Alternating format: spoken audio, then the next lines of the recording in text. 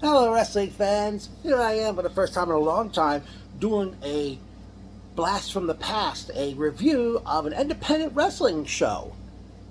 As I review Jersey All Pro Wrestling Counterstrike. This show took place back on August 2nd, 2003, as JAPW made their debut at the Center Circle in Rahway, New Jersey. Now, unfortunately, CageMatch.net as well as IWTV have mistakenly listed this show taking place on August 22nd, 2003. Folks, I have the videotape. Hold that thought, actually. Let me get that right now. There. Can you see that, folks? Right there.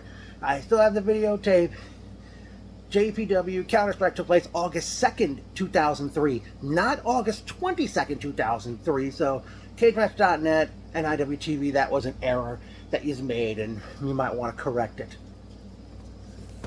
Now, I remember getting this and a few other JPW shows in the mail from Modtron Productions, which would, they usually have videotapes and later DVDs of their shows that they would have commentary, pre and post show interviews / promos, and music videos at the end featuring highlights of the shows. But this event, we kick off with ring announcer Scott Matthews. He introduces one half of the commentary team, the bald guy who usually commentated the shows with Mark Clemson, and he introduces to the crowd the JAPW heavyweight champion entering this show, Mafia. And he came to the ring, and eventually Mafia took the microphone from the bald guy and talked to the crowd. And Mafia mentioned that in those recent times his father had passed away, and that was what was like his inspiration, or what drove him to become a pro wrestler and to keep going in wrestling. Okay, from there, before he goes any further, he's interrupted by the Dirty Rotten Scoundrels, Casey Blade and EC Negro, who are running Moff down, and you can't really hear him too good with the microphones. But eventually Mafia tries to go after the Scoundrels, but Sean Hansen, Paul Turner, and I don't know if there was any other referees there, they came out to prevent Mafia coming to blows with the Scoundrels. So now we get on to our first match of this very show. Ring announcer Scott Matthews introduces the tryout ring announcer Justin Tox. I don't know if that person wrestled as just intoxicated or not, but he introduced the participants for the first match, and it's the first match not only of the show, but it's the first match of a one-night tournament to crown a new light heavyweight champion, as the previous champion, the aerial assassin Reign, had apparently given up on the wrestling business by the time this show had taken place, and he was the last light heavyweight champion of record. So in this first round matchup, we see Corvus Fear accompanied to the ring by, I guess, bodyguard Church, as he went one-on-one with explosive Eddie Thomas. Now, Fear and Thomas had been butting heads in triple threat matches, and they were even stuck teaming up for a match earlier in the year, but of course that didn't work out. And the match gets underway, and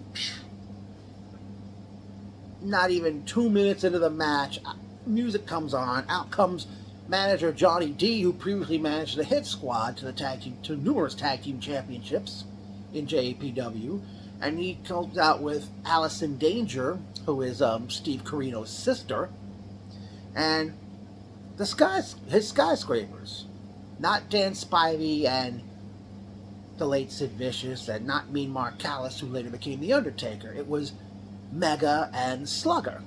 Mega was trained by Mikey Whipwreck. Slugger came out of the LIWF Doghouse in the New York area. Mega hits Church from behind. And then they hit the ring. Slugger chokeslams Corvus Fear out of the ring, over the top rope, through a table. Mega chokeslams Thomas and tries to do the same to Thomas, but Thomas misses the table. Johnny D throws Thomas back in the ring. Mega tries it again, this time sending Thomas through the table. And then Slugger attacked the referee, giving him a move he calls the body bag. Mega took the tryout ring announcer Justin Tox, gave him a full Nelson and picked him up and dropped him face first. And then we see Johnny D, Mega, Slugger, and Alice in Danger basically celebrating the damage they've done. By the way, the matchup between Fear and Thomas was no contest at 1 minute 40 seconds. After they all leave the ring, Scott Matthews announced to the crowd that due to injuries, both Corvus Fear and Explosive Eddie Thomas are both eliminated from the light heavyweight title tournament. Our next match is the second match of the one-night light heavyweight title tournament, as we see making his JAPW debut, Ruckus from CZW. That was his main promotion, I think, as he stood battle with former light heavyweight champion Nick Burke. Now, unless I'm mistaken, now Burke, as I said, a former light heavyweight champion going into this tournament, he lost the light heavyweight championship to Low Key back in July of 2001, and I don't know if Burke never did get a rematch for that championship as in the 2 previous years or not. Not sure if this was a first ever one-on-one meeting, but these guys did pretty good, and they were small packages. I forgot who applied a small package first, but they were like rolling around the ring. Eventually, Nick Burke was on top, still hanging on the small package, pins Ruckus at 9 minutes 17 seconds to win the match and advance onto the finals part of the tournament. Now, next up another first round match of the light heavyweight tournament. I know it's getting a little tiring to say this over and over again. As we see from the H Effect, Deranged accompanied the ring by another member of the H Effect, Dixie. And Deranged was set to face a mystery entrant or participant of this tournament. Deranged took the microphone, he's running down the crowd, he feels, and I forgot to mention Deranged, another former light heavyweight champion. And Deranged running down the crowd and feels he's the best light heavyweight. But then all of a sudden, Monster Mac hits the ring. Now, I don't know if Mac was the planned mystery entrant or not, because Mark Clemson said on commentary that Mac was set to return to JAP the following month. Okay? Okay. Pretty good match these guys, Deranged and Mac, had here. Deranged hit a springboard dropkick off the top rope. Deranged jumped up the top rope, caught Mac with a tornado DDT. Eventually, Mac hits the Van Terminator, or as he called it, the Van Machinator, but he didn't have a chair. But there was no chair leaning against Deranged, and Mac picked up the victory over Deranged at 3 minutes 40 seconds to pick up the victory. After Mac had left the ring, Deranged and Dixie seemed to be like taunting the crowd a bit, and when clear as day, I could hear Dixie yell, "You shut your mouth!" I miss JAPW just going over this show. I wasn't even at this show yet, folks. It wasn't until like the following year I started coming to Jersey All Pro motherfucking wrestling. I miss JAPW. Out of all the indies that are not around today. Okay, now, up next is the final first round match of the one night light heavyweight title tournament, as we have making his JAPW debut, the man who loves to smoke the competition, the Grim Reaper, as he took on Azrael way before he was claimed to be the good guy. Good match. These guys always had good matches with each other, and Reaper never disappointed in the ring. But Azrael defeats Grim Reaper at 7 minutes 25 seconds to advance in the tournament. Now the plan they had planned for this was the winners of the four first round matches would have a 4-way dance later in the show, but because Corvus Fear and Eddie Thomas didn't have a winner in their matchup, they wound up a 3-way tournament final to later in the show. We'll get to that. Alright, next matchup was women's action, as we saw making her JAPW debut, Ariel, not Shelly Martinez, who ended up in TNA hanging with LAX. this Ariel's from like the Boston area. I don't know if she still wrestles or not. And she took on April Hunter. Hunter, of course, at the time was managing Slick Wagner Brown, and Hunter was on a bit of a winning streak because she had defeated Nikki Rocks twice. She had beaten Simply Luscious, and I don't know if she was still undefeated going into this match or not in JAP. Match was on, and not sure if this is the first time these two ladies fought each other. April got the victory with her headhunter neckbreaker type move. She defeated Ariel at 6 minutes 32 seconds. Alright. The next matchup, we saw Magic and Suba, the Shaolin Wrecking Crew, challenge the Dirty Rotten Scoundrels, Casey Blade and EC Negro, for the Tag Team Championship, in which this match there would be no disqualification. And if Shaolin Wrecking Crew did not win the tag belts, they would never get another shot at the belts as long as the Scoundrels were champions. Now, these two teams were feuding, well, not kind of feuding, or basically working with each other on nearly every JAPW show earlier that year. The Scoundrels defeated the Shaolin Wrecking Crew at the JAPW debut in Woodbridge when Becky Bayless distracted Suba and she aligned with the Scoundrels.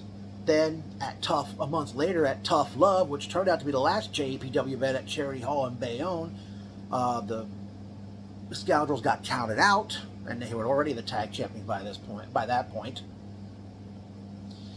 And then they fought at Wanted Dead or Alive in Woodbridge, where the Shaolin Wrecking Crew were disqualified, and the Scoundrels held all those belts. But in this matter, there was no disqualification. Magic and Suba are two big men. I don't know if this is true. Suba is the brother of the late Tony Lazaro. Tony Lazaro, he actually left wrestling in 2003, and his real name was Apollo Santiago, and he years later he passed away. I think he left wrestling because he went into the service. But Magic and Suba and having to wear the DRS at one point, let's just say they sandwiched Casey Blade, who was in the middle of the ring. One point, EC Negro, actually they tried to pull the same shenanigans at Wanted Dead or Alive earlier that year when the Scoundrels won by disqualification, when EC Negro decided to take a page out of the late Eddie Guerrero's playbook. Negro had the tag belt in his hand, he threw it to Magic, and Negro fell down on the canvas. That's what happened back at Wanted Dead or Alive earlier that year, why the Scoundrels won that match by DQ.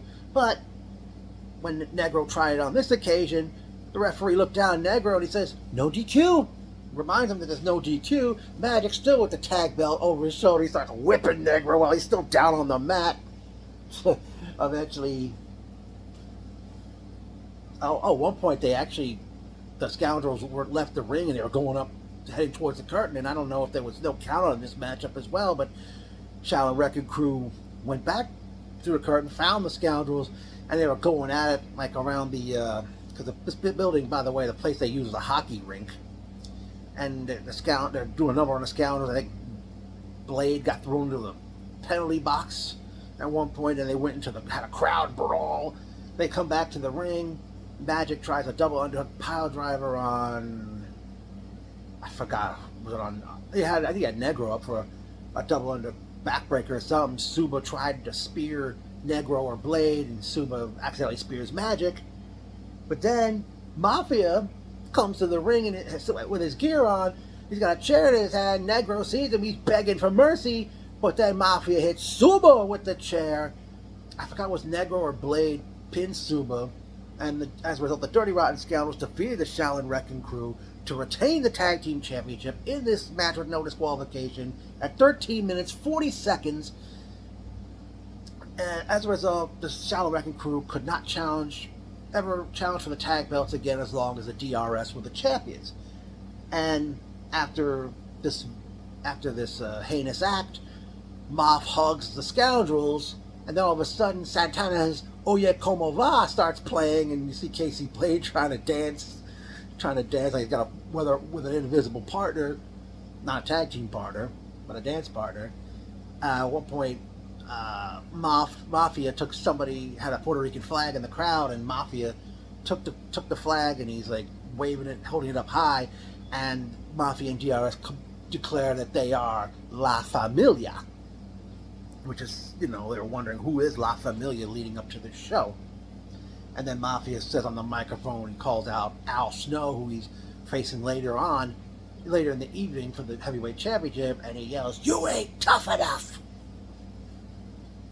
Alright, well, next up was another championship match, as we see Jay Lethal defend the television championship against Skinhead Ivan, or Crazy Ivan in some federations. He was accompanied in the ring by the Oi Boy, who is Pete Nixon, who usually would team with Ivan in ECPW as the repeat offenders, where they're doing like this jailbird thing they were doing.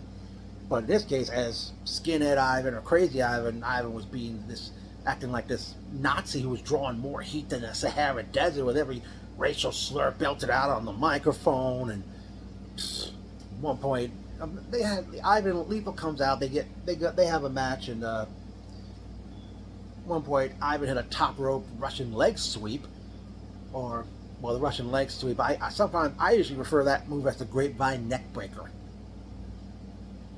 But Ivan hits the gas chamber, which is just rolling kick that he does on a bent over opponent, and Ivan pins Lethal at 9 minutes 16 seconds to win the JAPW Television Championship.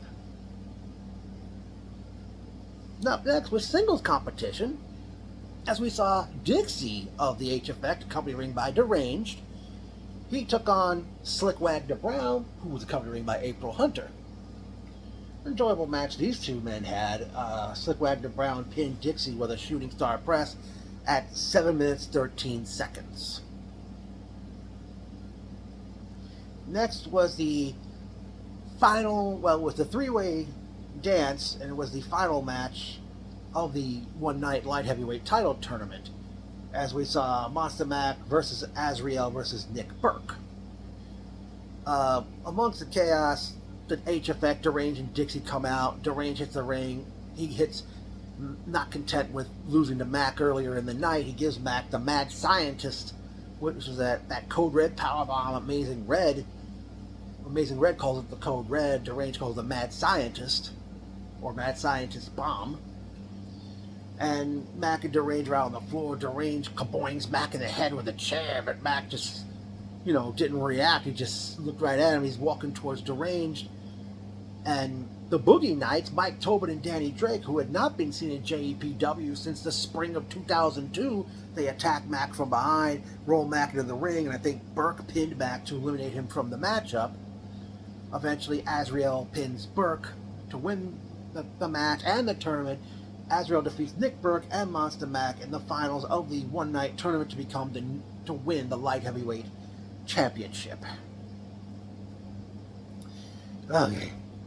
Now, from there, it was main event time, as we saw Mafia, accompanied the ring by the Dirty Rotten Scoundrels, defend the heavyweight championship against Al Snow, who was still was under contract at WWE at the time, and Snow came out to Breathe by Prodigy, but he didn't come out with a mannequin head. Mafia and DRS, as they're coming to the ring, there's an elderly woman in the crowd. I'm not sure if it could have been Mafia's grandmother or not. And he asks her to kiss him on the cheek, and she does. Al Snow gets a microphone, and he refers to the Scoundrels as X-Pac and the Haiti Kid, and he doesn't want them to interfere, and Mafia says they're not going to interfere. But they did stay at ringside. I'm not sure if these two went at it for the first time or not, but things were going well, and at one point, I forgot how, but they ended up having a crowd brawl. Snow, they went over by Montron Productions table where they had probably videotapes, and I don't know any other merchandise they might have been selling, and they had a TV set. Now I forgot who got their head put against the table, but it looked like the table was either tipping over, and the TV set they had there was slipping off the table, and luckily one gentleman grabbed the TV so it wouldn't fall off the table and hit the floor and break. Eventually, I think Mafia threw Snow into a bunch of chairs. New meaning to the term, going to the chair. I think somebody used a garbage can. There was trash all over the floor. Yeah, clean up on aisle 5. Then they eventually go back to the ring. I forgot if one of the Scoundrels did anything, but referee Sean Hansen, he leaves the ring, ejects the Scoundrels from ringside. Eventually, Casey Blade comes back by himself, and Hansen's telling him, hey, get to the back. And I think Moff gave Snow a spear, but Snow ended up kicking out when Hansen finally got back in the ring to try to make a 3 count for Mafia. Both Scoundrels were out at ringside at this point. EC Negro, he tried to hit Snow with a chair, but he ducks and hits Mafia in the head. Snow gives Mafia the snowplow, which is a Northern Lights bomb that Kensuke Sasaki is known for.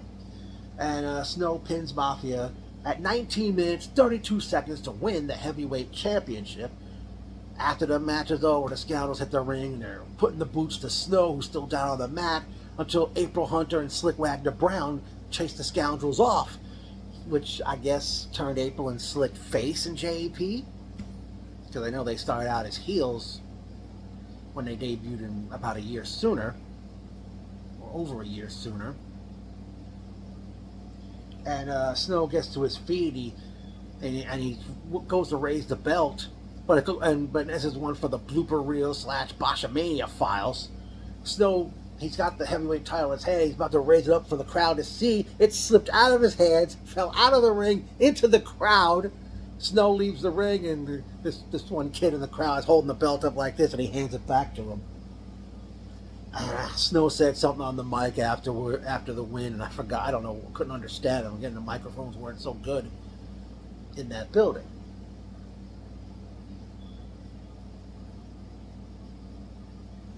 Now, this was, for JPW, this was like their first show in months, because they hadn't run it, because earlier that year, they no longer were running at Charity Hall in Bayonne. They had 2 shows in Woodbridge, New Jersey, and I don't know if they stopped running there, but in this case, you know, because they hadn't run in months, they really scored big on this show. Okay? It was, you know, a one-night turn. I mean, to crown new light heavyweight champion, the La Familia's faction was born. The Johnny D Skyscrapers gave their debut. And you know, I forgot to mention this, folks. Right after the April Hunter aerial match, April had already left the ring. Johnny D, Allison Danger, Skyscrapers, Mega, and Slugger, they come out, and I don't know if they want Ariel to join the group. Ariel takes the microphone from Johnny D, but Ariel slaps him in the face, and eventually Slugger grabs Ariel, gives her the body bag, and left her laying in the ring. Can't believe I forgot to mention that. But, you know, like I said, the La Familia faction was born. Johnny D introduced the Skyscrapers, and he had Allison Danger with him. Again, new light heavyweight champion was crowned. New heavyweight champion was crowned. New television champion was crowned. And apparently a face turn by April Hunter and Slick Wagner Brown. Okay. So JPW Counterstrike, I'm surprised they didn't do this show title again.